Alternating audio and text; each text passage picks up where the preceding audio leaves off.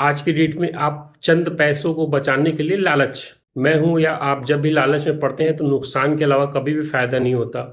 वो नुकसान कभी तुरंत होता है, कभी बाद में होता है। तो आइए समझते हैं इस मैप में। क्लाइंट ने कभी भी इस जमीन को खरीदी होगी थोड़े से चंद पैसे को बचाने के लिए। मैं बार बार कहता हूँ, छोटा घर बनाइए, सुंदर बनाइए, छोटी जमीन लीजिए, अच्छी जमीन लीजिए।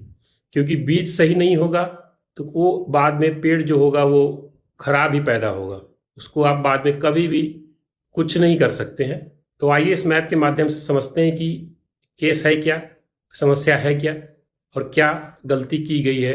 ये है वो मैप जिसकी मैं बात कर रहा था। अब इस मैप में आप देखिए साउथ ईस्ट अग्निकोण कितना पड़ा हुआ है। अब ये प्रॉपर एक ट्रायंगल है जिसका कोई समाधान नहीं है। पिछले वास्तु कंसल्टेंट ने यहाँ पे कुछ ऐसे यहाँ पे कापर की मोटी राड डलवाई, कोई भी फायदा क्लाइंट को नहीं हुआ है। बाकी घर की अभी हम ग्रिड और उसमें करेंगे, ये प्लाट के हिसाब से ग्रिड है।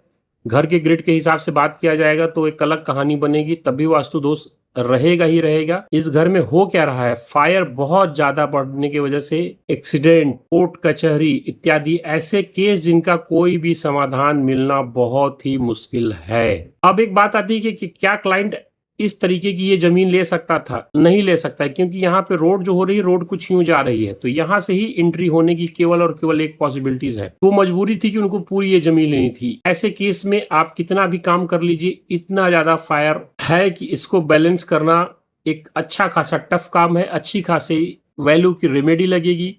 एक सवाल ये भी आता है कि क्या वास्तु से हम हर तरीके के केस को बिल्कुल ट्रीट कर सकते हैं? जी हाँ, बिल्कुल ट्रीट कर सकते हैं, मगर उसमें उस हिसाब से रेमेडी और खर्च लगेंगे। जो आदमी खुद परेशान है वो क्या लाख 2 लाख रुपए की रेमेडी लगा पाएगा? जो सत्य है वो नहीं लगा पाएगा। तो इस तरीके की जमीन कभी भी आपको मिले जहां पे अग्निकोण या कोई भी दिशा आवश्यकता से ज्यादा एक्सटेंडेड हो, 10% 20% तक का एक्सटेंशन चल जाता है, मगर बहुत ज्यादा एक्सटेंशन किसी भी हाल में लेने लायक नहीं है। कोई फ्री में भी दे तो आप इस तरीके की जमीन को न लेना, इस पे निर्माण करें, क्योंकि आज नहीं कल ये आपको नुकसान देगा, फायदा कभी भी नहीं देगा।